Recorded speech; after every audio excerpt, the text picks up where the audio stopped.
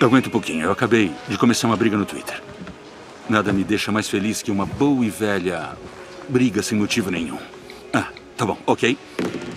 Olha, depois desse episódio de Percy Jackson aqui que eu assisti, eu tô quase pra dizer que a série de Percy Jackson é uma evolução do que foi o livro escrito lá em 2005, porque tá tudo excelente. Diferente, mas de certa forma igual. Pra quem leu os livros sabe que esse capítulo tá bem diferente. O Grover não participou da missão. Eles cortaram um capítulo em que eles conversavam com o Luke ali em um lava-jato através de uma mensagem da Iris, que eu acho que é a deusa do arco-íris, alguma coisa assim, que vai aparecer no próximo episódio enquanto eles estão no caminho para Las Vegas, que aparece no prequel do episódio lá, eles conversando nessa mensagem do arco-íris.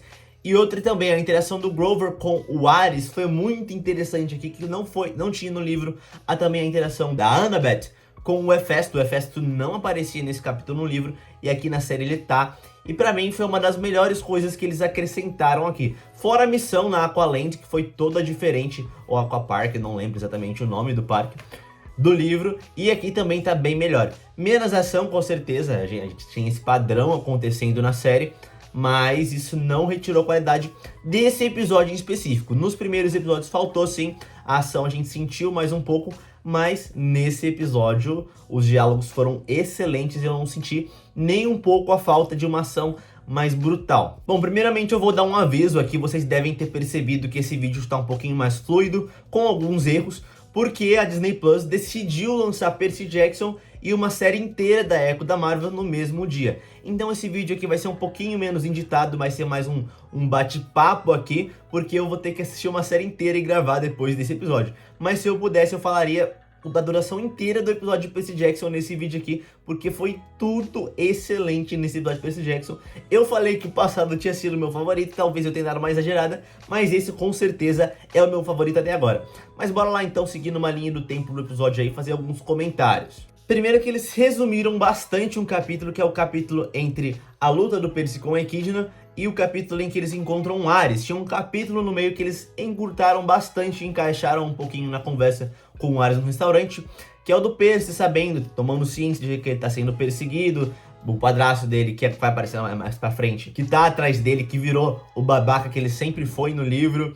O carro se importou mais com o carro do que com a morte da própria esposa, né? O Gabe em si só. Então, basicamente, na série eles apenas dão uma breve ciência pro Percy e pro trio inteiro, que eles estão sendo perseguidos, estão sendo culpados pelo incidente no trem e pelo incidente no arco. Então eles não conseguem pegar ônibus, pegar um avião para ir até o oeste, porque eles estão sendo literalmente fugitivos.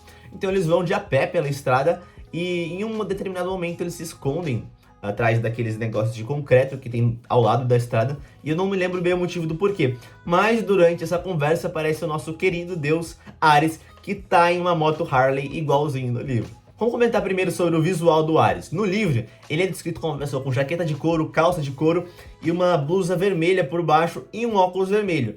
Era o visual de badass da época, mas isso já ficou meio ultrapassado. Inclusive, se você assistiu os filmes do X-Men, o Ciclope tem exatamente esse visual do Ares, mas deram uma mudada aqui para se encaixar mais ao tempo de hoje em dia. Mas o Ares está excelente, tá? A interação dele com o Percy, com a Annabeth e com o Grover é muito interessante, principalmente com o Grover, porque aqui eles vão deixar o Grover enquanto só o Percy e a Annabeth vão lá pro parque.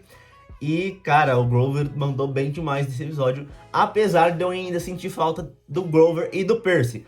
Percy e Annabeth já foi resolvido pra quem assistiu o episódio completo, mas Grover e Percy tá faltando um pouquinho. Mas resumidamente, o Ares oferece uma carona pra eles em troca de uma proposta, um acordo ali entre aspas, que eles discutiriam apenas num restaurante que eles vão depois.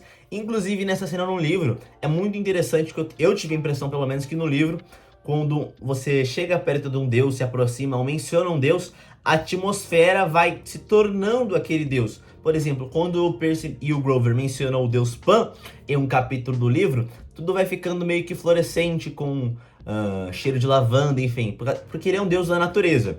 Já quando eles mencionaram Hades, ou Hades, que realmente chegou para conversar neles no livro, a atmosfera vai ficando quente, seca, as pessoas ao redor vão ficando mais raivosas. Não aconteceu isso aqui na série, até porque ia ser... Claro, a postura que o Percy e a Annabeth adotaram no começo foi de agressivos, mas eles já são assim por si só. Mas voltando à linearidade da série, eles se encontram em um restaurante no meio da estrada. No livro era dentro da cidade de Denver, depois que eles conversavam com o Luke. Já vou dando um breve spoiler aí pra vocês que vai acontecer no próximo episódio, através da mensagem de Iris. E nesse restaurante, o Ares meio que informa eles da condição do Olimpo, da condição da proposta dele, deles recuperarem o escudo dele lá em Aqualand, e também que o Olimpo tá infestado de gente com raiva. No livro isso é mais explicado, inclusive eles falam que de um lado tá o Poseidon, o Ares, inclusive, do lado do Poseidon, é meio difícil de pensar, o Percy fala isso no livro, Afrodite e Apolo, enquanto do outro lado tá Zeus e Atena. Por enquanto, eles meio que já estão formando sua aliança, e o Ares tá excitado por uma guerra, porque ele é o deus da guerra. Inclusive nessa cena do restaurante que o Ares mostra, eu acho que é no TikTok, eu não sei bem, a notícia do Gabe falando, não, o Percy sempre foi um menino problemático, olha o que eles fizeram com o meu carro, né, sendo bem babacão no estilo Gabe. Mas basicamente o trio concorda em ir recuperar o escudo do Hades nesse parque,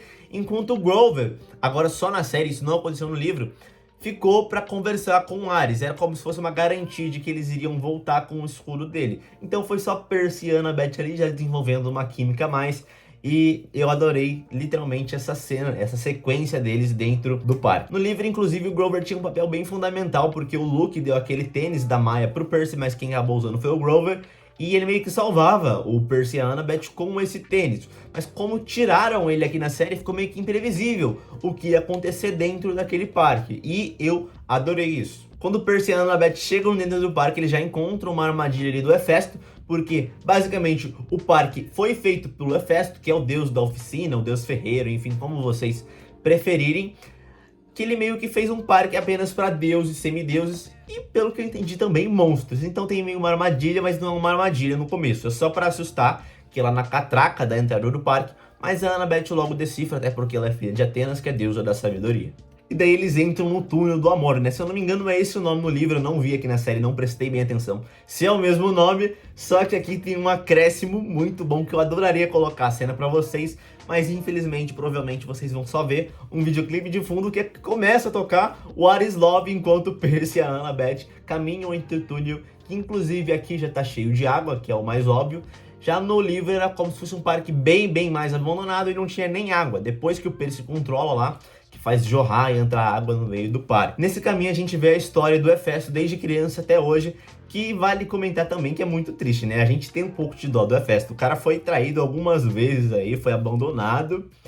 E ele é um deus bonzinho, né? Não é um bonzinho, mas se for pra comparar entre os deuses, ele é o menos pior e o mais sofrido ali, né, coitado. Durante essa cena a gente tem corte pra lá e corte pra cá, pra voltando entre Grover, Ares, Percy e Annabeth, mas eu vou contar primeiro a do Percy e da Annabeth. Eles vão por esse caminho, eles chegam no final e vem uma estátua folhada a ouro e um trono também folhado a ouro. Basicamente a Annabeth ela decifra como funciona o mecanismo, alguém tem que sentar, o Percy também, claro, porque ele ouviu a história, alguém tem que sentar e essa pessoa vai ser meio que petrificada a ouro, ela vai ficar estagnada ali, sentada para sempre, para que o escudo do Ares que estava na estátua caia.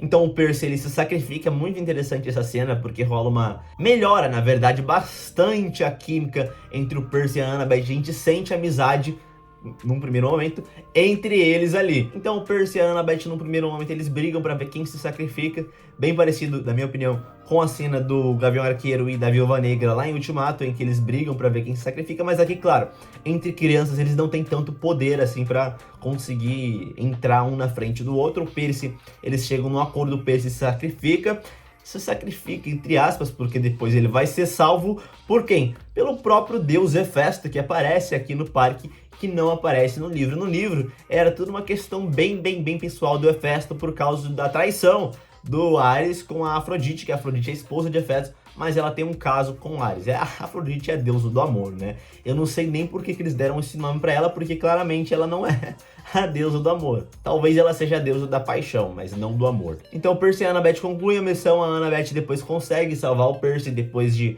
barganhar ali com o Hefesto, e eles pegam o escudo a salvo e vão entregar até o Ares. Mas antes disso, a gente tem toda uma conversa do Grover com o Ares que é sensacional. Primeiro, o Grover tá manipulando o Ares completamente porque ele é meio burrinho, né? Inclusive, tem uma cena que ele fala, não, a Athena ela só usa palavras difíceis, essas lógicas difíceis, só pra parecer inteligente. Ela conversa com aquela coruja só pra parecer inteligente. Você que, na verdade, tem a mesma inteligência dela, ou é até mais inteligente que ela. E o Ares... é verdade, será que é só eu que pensava nisso? E pelo que eu entendi, o Grover tava manipulando ele pra saber quem roubou o raio no solstício de inverno. No livro eu não cheguei nessa parte ainda, eu parei exatamente na parte em que o Percy, a Annabeth e o Grover concluíam a missão no livro, que aqui é só o Percy e a Annabeth, e parou por aí. Também é muito interessante a conversa que o Grover tem com o Ares sobre guerras, que ele adora guerras porque a natureza é brutal e selvagem. Por isso que ele, como um sátiro, gosta das guerras, mas ele menciona algumas guerras que ninguém mais conhece. A Guerra dos 335 Dias, se eu não me engano, entre Holanda e um país pequenininho lá. A Guerra da Lagosta, que eu não faço ideia o que seja. E o Ares já se interessa, né? Ele capta a atenção ali do Grover, do Ares, porque o assunto é guerra e a gente tá falando com o deus da guerra. Inclusive, quando o Grover começa a mencionar isso, o Ares fala assim, não, quem que você acha que você é um fã da Segunda Guerra Mundial? Você assistiu o Resgate do Soldado Ryan e ficou fã? Né? Eu achei muito engraçado, inclusive, uma referência aí ao cinema. Quem não assistiu o Resgate do Soldado Ryan, assista, por favor, porque é muito bom. Mas conversa vai, conversa vem, o Grover vai manipulando o Ares e depois ainda faz o Ares achar que ele que manipulou o Grover no final. Eu achei isso bem interessante. E em determinado momento, o Percy e a Annabeth chegam com o escudo e devolvem ao Ares. E claro, o Ares agora ia ter que cumprir o acordo dele de proporcionar uma carona para eles até Las Vegas. E ele proporciona através do motorista particular do Hermes, né, que é o deus dos fugitivos, que também vai estar no próximo episódio em Las Vegas, se você assistiu o prequel. Outra coisa que eu esqueci de mencionar aqui é que a Annabeth ela vê as parcas, que só acontece no livro lá no comecinho mesmo, episódio, capítulo 5, 6, quando o Grover tá levando o Percy pra casa de ônibus, depois dele ser expulso da escola, de Ence, né? Cortou essa parte da série, mas conseguiram dar um jeito de encaixar ali. Só que quem vê aqui é a Annabeth, não o Percy, como foi feito no livro. Agora, quem vai morrer, a gente não sabe. No livro é mais óbvio, porque é a mãe do Percy quem morre, a gente vê isso, né? Depois que o Percy enxerga as Parcas cortando o fio. Agora, na série, isso foi bem posterior, então eu não faço ideia, eu também não terminei de ler o livro, quem que vai morrer. Mas o episódio, resumidamente, acaba com Percy e Annabeth Grover indo para Las Vegas através de um transporte providenciado pelo Ares. E o Grover nisso fala que ele acha que descobriu quem roubou o raio mestre. E o episódio corta por aí. A gente vê um prequelzinho do próximo episódio que eu não sei muito o que comentar. Eu sei que eles vão para Las Vegas, que eles vão ver o Hermes, mas eu não li os próximos capítulos. Parece ser um capítulo interessante e eu acho que é nesse capítulo que tem o Poker Face, que tem no livro e tem no primeiro filme do Percy Jackson, que também foi uma das únicas séries ali que foi bem adaptada, né, do livro, naquela sequência de filmes horríveis que a gente teve de Percy Jackson no começo, que eu mesmo não tendo o livro na época também não gostei muito dos filmes não. O pessoal tentava fazer uma comparação, né, entre Percy Jackson e Harry Potter, mas não tinha comparação nenhuma. Harry Potter naquela época dava de 1000-0 em Percy Jackson. Bom, pessoal, o vídeo foi esse. Me desculpe aí se eu gaguejei demais, é porque é um vídeo mais sem cortes, mais caseiro, para dar tempo de entregar o conteúdo da série da Echo ainda hoje. Inclusive, fica ligado aí no canal, se inscreve se você ainda não é inscrito, para conseguir assistir esse vídeo ainda hoje. Vamos maratonar a série, se você não conseguir maratonar hoje, vamos colocar uma data aí até sexta, para todo mundo assistir e vir aqui no canal, ver certinho a review, a análise, que eu vou comentar bem detalhado. Eu tô planejando fazer uma live ainda, para comentar individualmente os episódios de Echo no final de semana. Então deixa o like, por favor, não esquece de deixar o like para me ajudar o YouTube a aumentar o meu alcance. Comenta o que você achou desse episódio, que foi o meu favorito até agora. Eu acho que eu vou gostar mais do próximo, eu não tô exagerando. E a gente se vê hoje ainda na review de Echo, se você também é um fã da Marvel, ou no próximo episódio de Percy Jackson, se você realmente não gosta da Marvel. Até mais!